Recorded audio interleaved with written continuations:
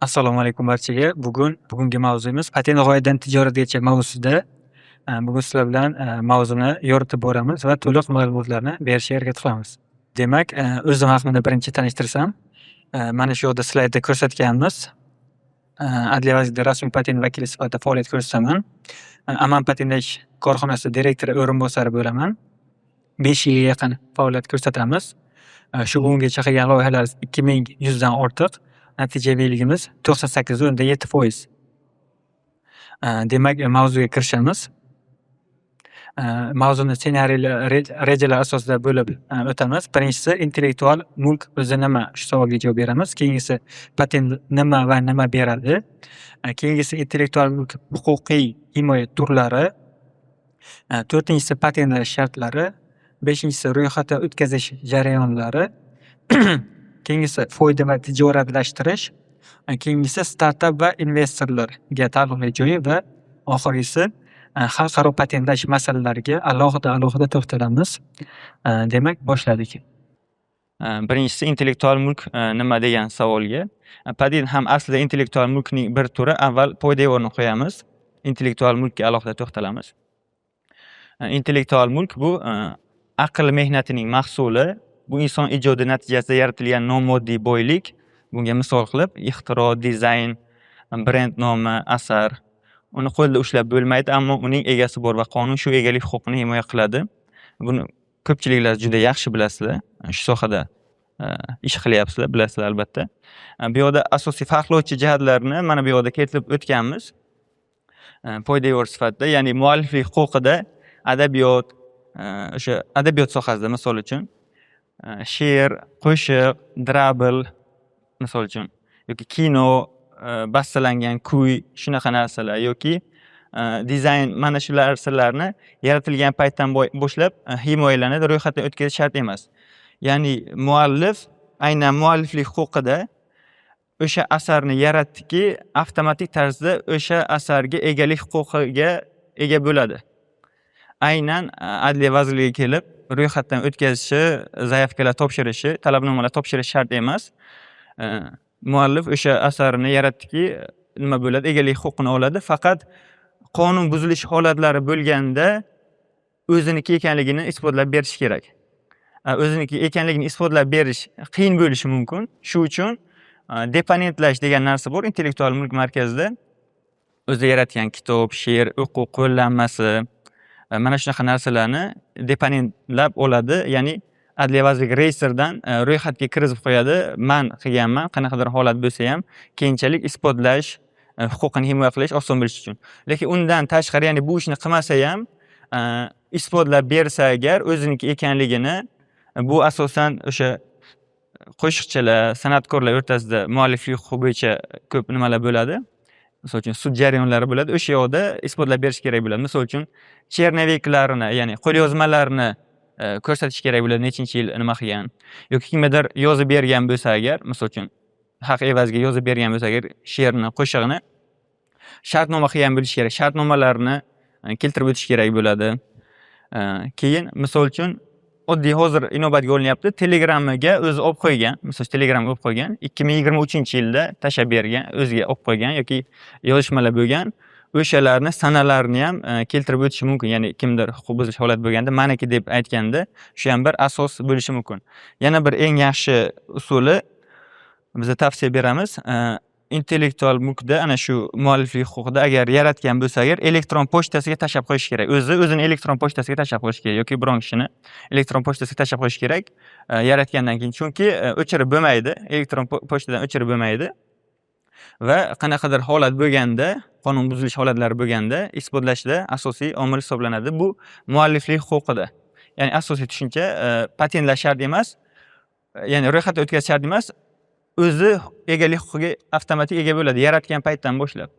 Bizda patent eng muhim joyi mana bu yoqda kerak, ya'ni sanoat mulki muhofazasida, ixtiro, foydali model, sanoat namunalarida, tovar belgilarida. Mana shu yerda bitta xalqimiz, ko'pincha tadbirkorlarimiz yoki o'sha xalqimizda sal noto'g'ri tushunchalar bor.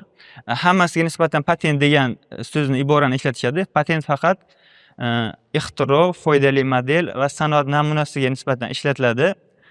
Tovar belgisiga nisbatan guvohnoma deyiladi yoki tovar kelib chiqqan joy nomiga nisbatan yoki geografik ko'rsatkichga nisbatan guvohnoma deb nomlanadi. Aynan 3tasida patent deb nomlanadi. Xo'sh. Ro'yxatdan o'tkazish va guvohnoma talab qilinadi. Aynan shu sanoat mulki muhofazasida ko'rsatilgan turlariga nisbatan. G'oyani nusxalash juda oson. Moddiy mulk nega aynan himoya kerak degan mavzuda moddiy mulkka misol qilib keltirganmiz. Avtomobil, telefon, bino, bittadan ortiq odam bir vaqtda foydalana olmaydi. O'g'irlash uchun uni jismonan olib ketish kerak. Buni ko'rish va ushlash imkoniyati mavjud. Nomoddiy mulk bu g'oya, retsept, texnologiya, logotip bir vaqtda istalgancha kishi nusxalashi mumkin. Asl egasida hech narsa kamaymaydi. Buni ushlash imkoniyati yo'q. Shuning uchun qonuniy himoya zarur. Ya'ni siz huquq buzilishi holati bo'lgan paytda toki xabardor bo'lmasangiz agar, nomoddiy mulkda xabardor bo'lishingiz qiyin. Toki xabardor bo'lmasangiz agar, sizni haq-huquqlaringiz buzilayotganligini bilmaysiz. Biz asosan tovar belgilari sohasida ishlaymiz, tadbirkorlar bilan, ya'ni uni brendini ko'pincha savol berishadi. Men brendimni patentlab olganimdan keyin qayerdir adliya ko'rsa agar, o'zi borib ularni olib tashlaydimi, menga jarima, shtraf undirib beradimi degan savollar berishadi bizga ko'pincha.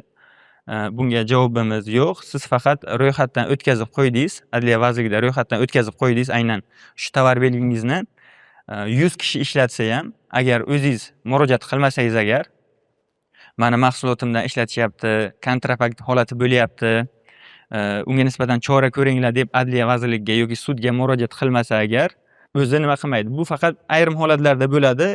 Kontrafakt mahsulot iste'molchilarni sog'lig'iga zarar ketayotgan bo'lsa, asosiy mashhur bo'lgan brend bo'lsa va o'sha kiyimlar bo'lsa yoki oyoq kiyim bo'lsa yoki dori vositalar yoki o'sha yegulik ichimliklarda insonlarga zarar keltiruvchi holatlar bo'lsa agar, adliyani o'zi o'sha bozorlarga chiqib o'rgangan holatida uchinchi shaxslarga, ya'ni iste'molchiga zarar bo'layotgan holatlarda o'zi unga nisbatan chora ko'radi. Lekin aynan huquq egasini murojaati bo'lmasa agar, adliya murojaat qilmaydi. Bunga misol qilib ko'pincha aytamiz. Misol uchun uyimizda tovar belgisi bo'yicha aynan uyimizda biron xil buyumimiz bor, misol uchun suvimiz, nimamiz bor. Kimdir kelib olib ketdi, biza borib ichki ishlarga murojaat qilmasak agar, u kelib sizni uyingizdan biron kishi biron narsani olib ketuvdimi yoki mana shu narsa o'g'irlangan ekan, shunga biz sizga yordam beramiz yoki chora ko'rib beramiz demaydi. Siz o'zingiz borib aytishingiz kerak bo'ladi. Mana shunaqa holat bo'ldi deyishingiz kerak. Bunda ham xuddi shunaqa hisoblanadi. Patentlagan bo'lsa, mendan ruxsat olishingiz kerak bo'ladi. Ya'ni huquq egasi siz men patentlagan narsani ixtiro bo'lsin, foydali model bo'lsin, sanoat namunasi bo'lsin yoki tovar belgisi bo'lsin, meni patentlab olgan narsamni ishlatmoqchi bo'lsangiz, ishlab chiqarmoqchi bo'lsangiz agar, mendan ruxsat olishingiz kerak bo'ladi. Bu litsenziya shartnomasi yoki huquq ko'chirish holatida bo'ladi. Ya'ni men sizga nechadir yil mobaynida ishlashga ruxsat beraman va to'lovlik qilishimiz mumkin. Yoki umuman kelishuvga bog'liq bu narsa. Umuman bir so'm to'lov olmaslik mumkin. Yoki huquq ko'chirish holati bu patentlab olgan shaxsga kerak emas endi. Shunaqa xulosaga kelindi. Bo'lman bu sohada faoliyat ko'rsatmayman. Bu brend bilan, bu nom bilan yoki shu nima bilan huquq ko'chirish qilib, mualliflari bo'lib qolaveradi. Yaratuvchilar baribir qolaveradi. Huquq egasi esa o'zgaradi. Ya'ni huquq egasi siz bo'lishingiz mumkin. Siz o'zingizdan o'zingiz to'g'ridan to'g'ri ishlab chiqara olmaysiz. Ishlab chiqarishingiz mumkin. Agar men xabardor bo'lsam agar, ya'ni huquq egasi xabardor bo'lsa agar, jarimaga tortishi mumkin. Ya'ni qonuniy chora ko'radi. Ya'ni masalan, men ishlab chiqarishim kerak o'sha narsa, to'g'rimi? Siz bilmaysiz. Siz bilmaysiz, mutlaqo xabaringiz yo'q. Axir o'sha narsani ishlab chiqarishim uchun yuqori organdan ruxsat olishim kerak-ku. Ruxsat olishim mobayniga o'sha tashkilot, masalan, agentlik sizga murojaat qilish kerakmi? Mana shu narsadan foydalanmoqchi, sen rozilik bildirasanmi degan ma'noda qanaqadir. Yo'q, bunaqa bo'lmaydi. Hozir bitta shu slaydimizda ko'rsatganmiz, kelamiz. Patent ishlab chiqarish huquqini bermaydi, patent taqiqlash huquqini beradi. Ya'ni sizni mahsulotingizni, sizni qilgan g'oyangizni, yaratgan sanoat namunangizni boshqalar ishlab chiqarishini oldini olish uchun taqiqlash hisoblanadi patent.